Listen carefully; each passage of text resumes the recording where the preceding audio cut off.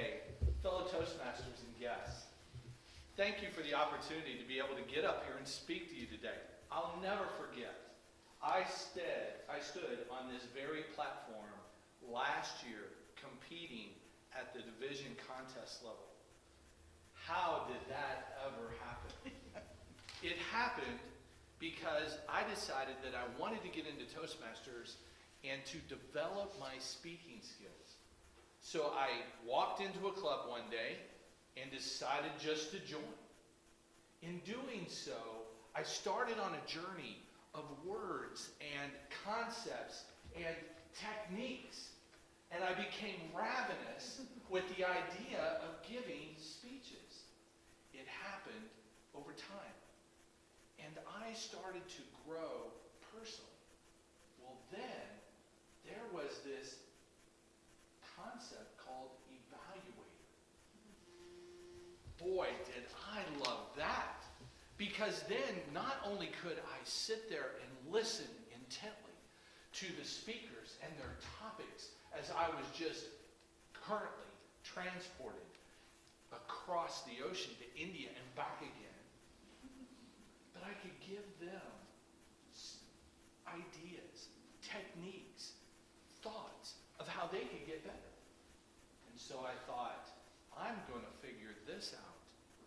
So I started to try to find out how to do this, how to do it well, how to be helpful to other people. They have a contest in the fall that includes evaluators. What better way to learn? So I enrolled in the contest, and last year found myself as number 2 in the state in evaluators. I didn't know anything about evaluating. But up to this point, it was all about me and my development. And is that where it was going to end?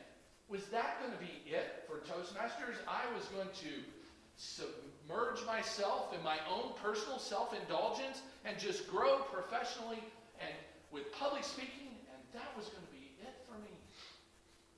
Then, walked into a meeting and they said, we would like you to be the president of a club. My goodness, what would that mean? That would mean I then had the opportunity to serve everybody. So Ruth's role as president of the club is not just focused on herself.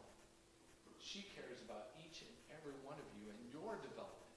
So now, not only is Toastmasters helping me to grow, but it's helping me to grow other people who are in my club that I can encourage with an email afterwards, maybe a handshake and a comment after the club was over.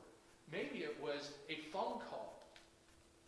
And I get to meet all kinds of visitors. So I know Ruth is ecstatic today because she has visitors that she's invited.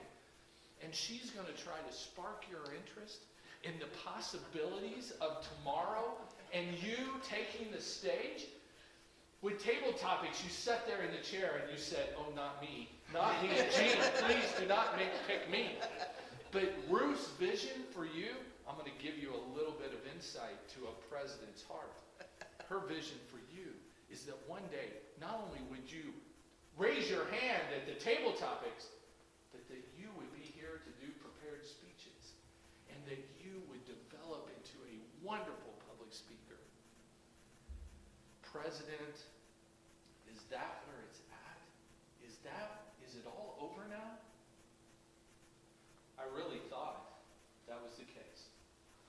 Tonight, I had dinner with Brian Wolf, and part of that discussion was a discussion that we had last week where I was deciding whether I was going to stay with Toastmasters or not, and whether I was going to give it up, or maybe possibly go to another club, because the speaking opportunities as president don't come as often because you're trying to get everybody else up on their feet.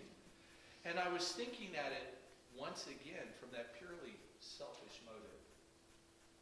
But last week, I got a phone call from a lady in Mauldin who had 3 other office office mates, and they were looking for a club to join and wanted to know about our club.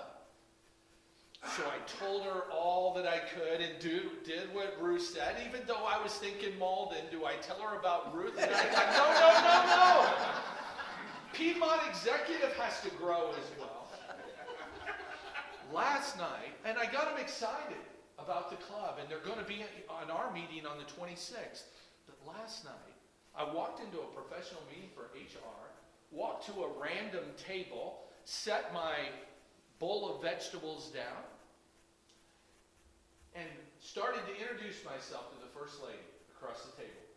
And I said, hello, my name's Kevin Taylor. What's your name? She just looked at me. Another lady, she pointed to another lady across the table, and the lady across the table said, did you say Kevin Taylor? I said, yes. She said, I spoke to you on the phone last week. We are the ones that are coming to Toastmasters in 2 weeks. Could you tell us a little bit about Toastmasters? And immediately I broke into Toastmaster topics. And everybody at the table was listening to my promotional speech on Toastmasters. But in that moment, I said to Brian, when we talk tomorrow night, I want to tell you the story because it truly changed my thought. Because now I have the opportunity in Toastmasters not to just work on my public speaking, which I still need to do. Not just to work on my support of others.